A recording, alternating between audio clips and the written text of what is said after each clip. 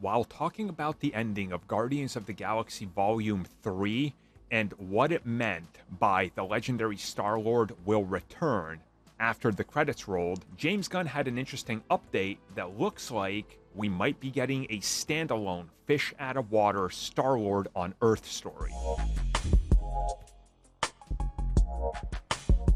So once again, James Gunn would not be involved in this. He would be an executive producer because he has to be, because he literally created this version of the Guardians, so that's forever gonna be a thing.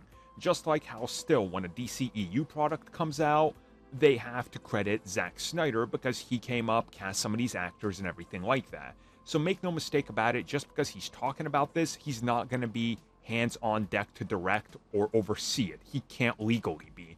But he recently talked about the whole legendary Star-Lord will return.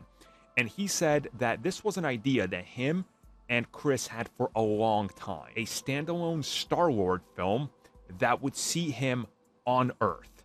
And it's him now abandoning the whole space lifestyle and having to pretty much get used to living on Earth because to him, this is an alien environment. He's not familiar with the customs here, the people, the technology, anything like that. Out there, he had it all. He had a spaceship. On Earth, you got a car. Out there, he had blasters, jetpack, and all this. On Earth, you don't got that. So he's saying that this was something that they had in mind, and that's why they left it the way that they did. Because he believes that at some point, we're going to see this, and that Disney is going to make it, and he wanted to set them up for that, because then it also sets up a Star-Lord story that puts him closer to some of Earth's superheroes. Obviously, the Avengers, right? And in my opinion, this is a great idea. Again, I'm not the biggest fan of fish out of water things, but Star-Lord isn't like Thor in Thor 1 or Captain America during the entire MCU. He's super intelligent when it comes to some things, especially things in space. But on Earth, complete moron. Because again, he grew up with far advanced technology.